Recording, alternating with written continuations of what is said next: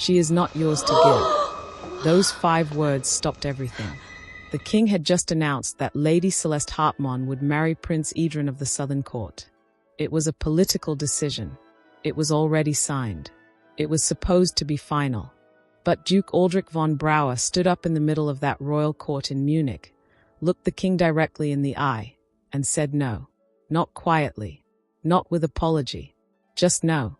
The room went completely still. No one breathed. No one moved. Because everyone in that court knew exactly what that refusal meant.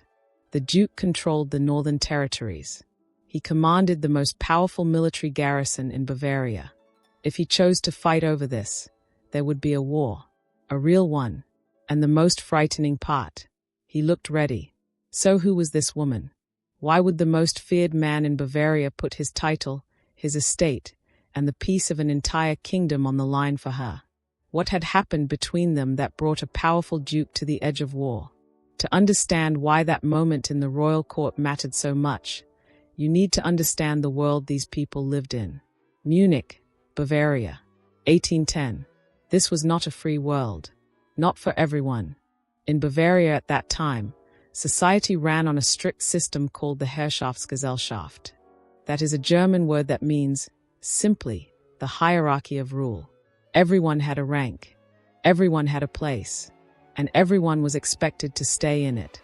For a woman, that hierarchy was even tighter.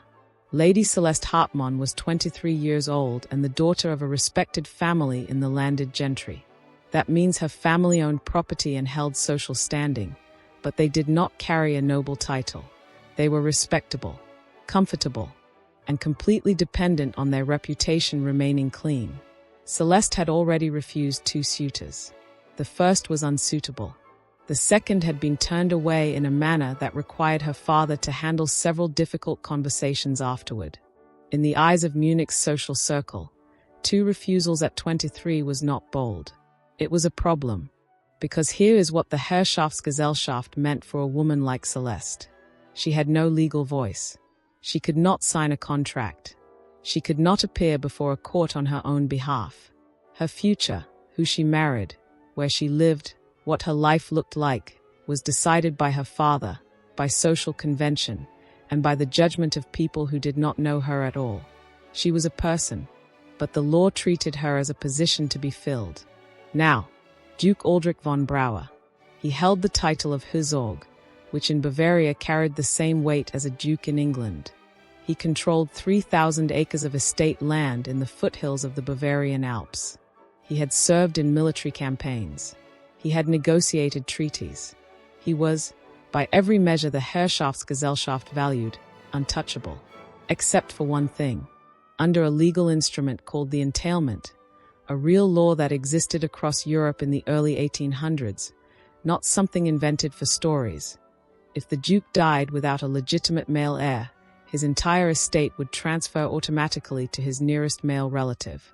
Every acre, every building, every title. That relative was a young nobleman named Graf Conrad. And Graf Conrad had been watching, waiting, very patiently. He was not a violent man. He did not need to be. He had something more useful than violence. He had paperwork. The document arrived on a Tuesday morning. It was addressed to Celeste's father, Herr Friedrich Hartmann, and it came from the office of Graf Conrad's legal representative. It was a formal notice claiming that the Hartmann family held an outstanding social debt connected to the von Brauer estate. The debt was old. It had been buried in paperwork from a previous generation, and it had just been purchased by Graf Conrad from an estate clearing in the city of Augsburg. The amount was not large enough to destroy the Hartmanns. That was the point. Celeste read it twice. Then she sat very still and thought. This was not about money. She knew that immediately. If Conrad wanted money, he would have gone to a bank. This was about timing. This was about placing her family's name in a legal document connected to the von Brauer estate, at exactly the moment when Duke Aldric's inheritance situation was already under scrutiny. It was about forcing the Duke to respond in public, in a way that everyone would see and everyone would talk about. Her family had just been turned into a lever. She had spent her entire adult life being treated as something to be arranged, managed, and placed. She had refused 2 men because she refused to belong to a future she had no hand in choosing. And now, without her consent, without even a conversation, she had been pulled into the middle of a dispute between 2 powerful men who were using legal instruments the way other people use weapons. She was not afraid. She was angry. 3 days later, Duke Aldric von Brauer came to the Hartmann residence unannounced. Now, you need to understand what that meant in 1810 Bavaria. An unmarried man arriving without sending a calling card first was already a breach of proper conduct. But more than that, if an unmarried woman was alone with a man, even briefly, even in her own home, without a chaperone present, it was enough. Enough for talk. Enough for questions. Enough for her standing in Munich's social circle to take damage that no apology could fully repair. The Duke knew that. He came anyway. He did not make small talk. He placed the full picture in front of her. The entailment, Conrad's legal challenge, what the debt notice was really designed to do. He did not soften it or protect her from the difficult parts. He told her everything. Then he made an offer. He would settle the debt himself. Quietly. The matter would be closed. Her father declined. And this is where it gets important, because the reason matters. In the Herrschaftsgesellschaft, accepting money from a Herzog, a duke, without a formal arrangement in place was not a simple transaction. It created an obligation, a social debt of a different kind, one written not in legal documents but in the unspoken rules that governed every drawing room and dinner table in Munich. You do not take from a man of that rank without giving something in return. And no one in that world needed to spell out what that something might eventually look like. Her father was protecting her, but the door was closing. So the Duke made a second offer, a formal courtship, not an engagement. He was careful to say that clearly. A courtship, observed by all the correct people, conducted by all the correct rules. Nothing binding. Nothing that Celeste could not walk away from if she chose to. He said he would not ask for more than that. Whether he meant it was another question entirely. The courtship began. It followed every rule. Calling cards arrived at the Hartmann residence on the correct days. The Duke attended the right social gatherings. He sat at the correct distance during dinners. He never overstepped. He never pushed. By every standard that Munich's social circle used to measure these things, the arrangement was completely proper. But Celeste was watching. Carefully. She had learned, over 23 years of navigating a world that made decisions on her behalf, to pay attention to what people did when they thought the performance was over, when the formality dropped, even slightly, when someone forgot to be careful. The Duke never forgot, but he also never performed. That was the thing she could not quite explain to herself. Most men she had encountered in social settings were always playing a role. The impressive man, the charming man, the man who wants to be seen in a particular way. The Duke simply spoke. When she raised a point about the ongoing political changes across the German states, he responded with a direct opinion, not a polished one designed to impress her, an actual one, with weight behind it. When she disagreed with him, he did not redirect the conversation. He listened to her argument and then told her, plainly, whether he found it convincing or not. She told herself it meant nothing. She told herself she was gathering information, the way any sensible person would. But the honest thought, the one she kept returning to in the quiet of her own room, was this: it is considerably harder to resist a man who treats you as a person than one who treats you as furniture. 6 weeks passed. Then Graf Conrad moved again. He filed a formal legal challenge with the Bavarian court registry, claiming that Duke Aldric's courtship of Lady Celeste Hartmann was not a genuine arrangement. It was, Conrad argued in the document, a deliberate strategy to protect the Duke's entailment, a legal maneuver disguised as a courtship, designed to buy time and create the appearance of a legitimate heir situation without real intention behind it. He sent copies of that document to 3 of the most prominent social families in Munich before the Duke had even seen it. That was the move. Not the legal challenge itself. Courts moved slowly, and the challenge might take months to be heard. The move was the copies. Because in 1810 Bavaria, You did not need a court ruling to damage someone. You only needed the right people to be asking questions.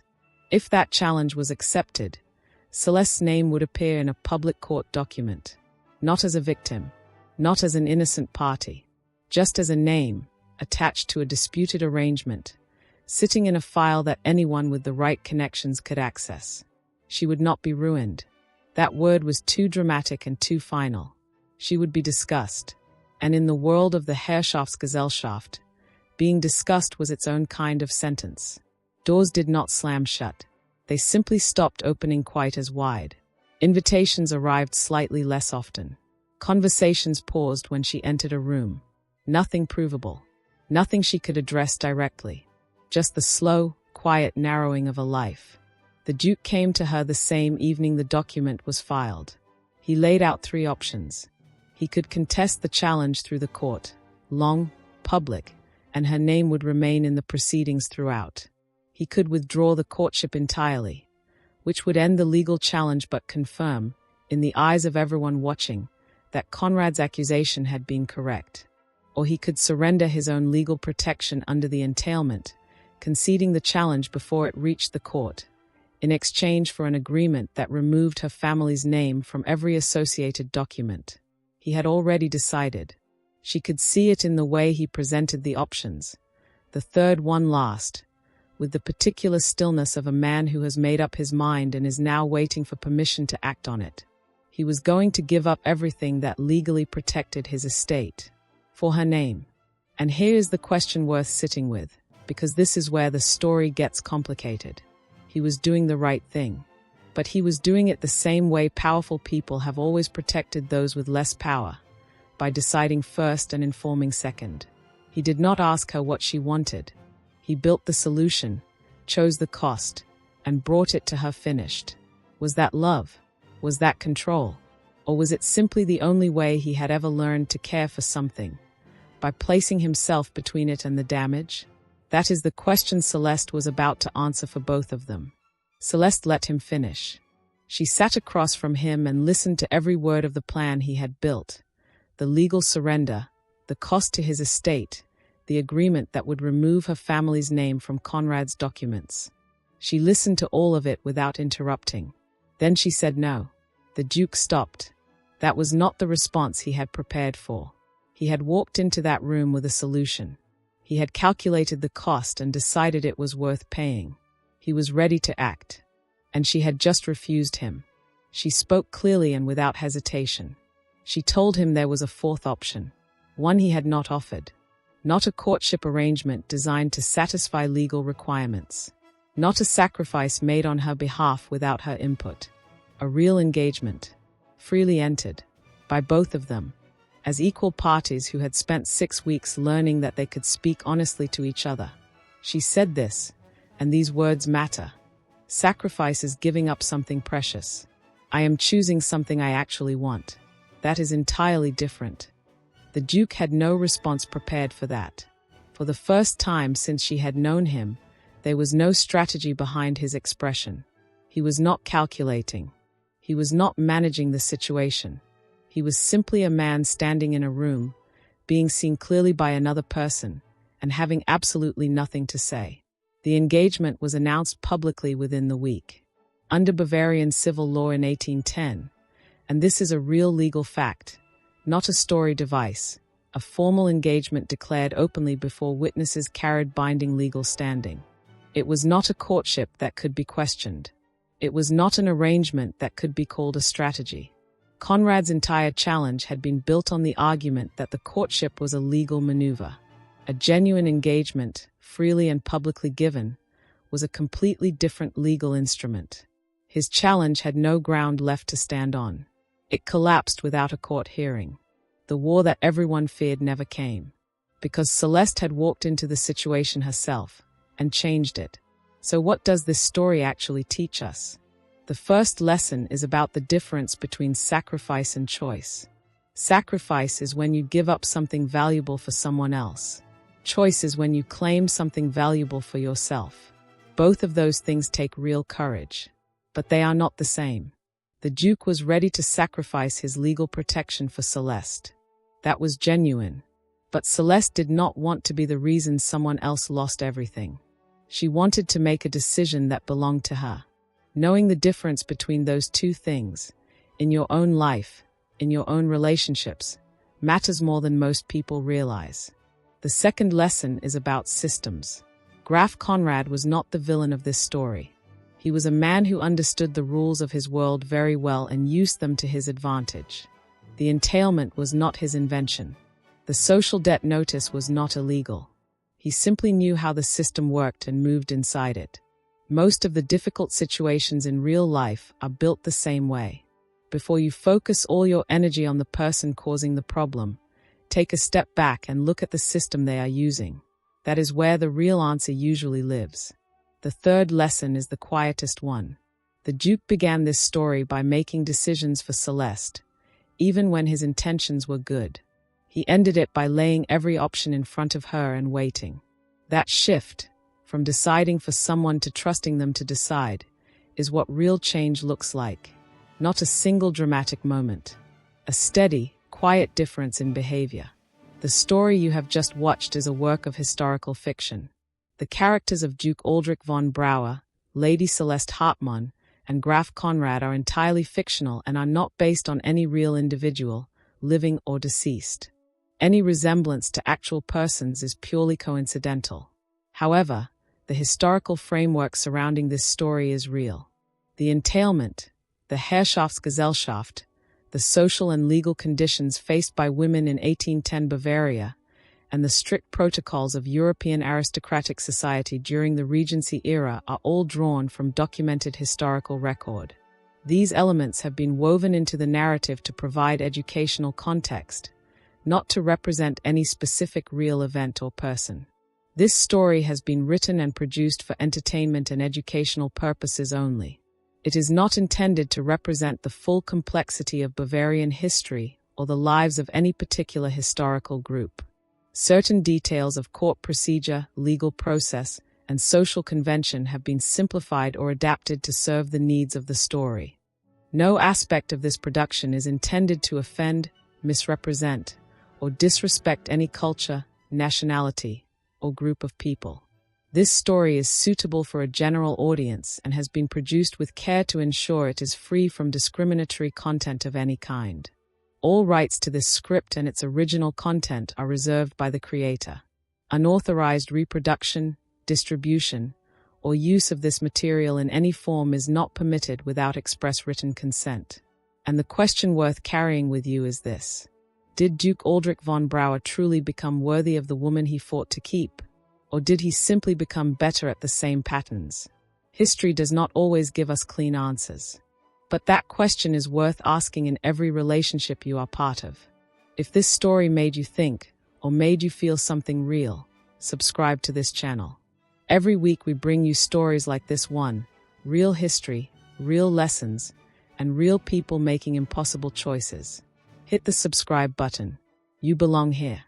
I created this story because we often forget that the world of 1810 was not just about grand ballrooms and formal titles. Behind all of that, there were real people living under real pressure. Pressure that came not from war or poverty, but from paperwork, from law, from the quiet, suffocating weight of social expectation. This story was inspired by the actual legal and social conditions of early 19th century Bavaria. The entailment was not something I invented for drama. It was a genuine legal instrument that existed across Europe during this period. It meant that a nobleman's entire estate, land, income, title, everything his family had built over generations, could pass out of his hands simply because he had no male heir. That one rule shaped the decisions of real men and real women in ways that most history books do not spend enough time explaining. The Herrschaftsgesellschaft, the strict hierarchy of Bavarian noble society, meant that a woman like Celeste had no legal standing of her own. She could not sign a document.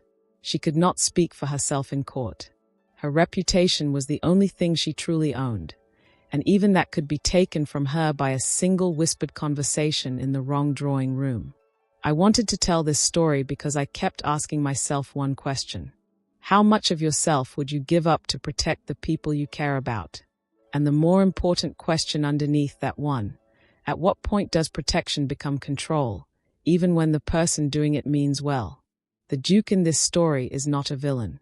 He is a man who learned to hold things tightly because everything he loved was always at risk of being taken. That is not an excuse, but it is a reason, and there is a difference between those two things. What stayed with me most, when I was putting this story together, was Celeste. Not because she was dramatic or loud about her situation, but because she was clear. She knew exactly what was being done to her. She knew exactly what she wanted, and when the moment came, she did not wait for someone else to fix it. She stepped forward and changed it herself. That kind of quiet courage does not get written about enough. This story is for anyone who has ever felt like a decision was being made about their life without their voice in the room. And it is a reminder that real strength, the kind that actually changes things, does not always look like a war.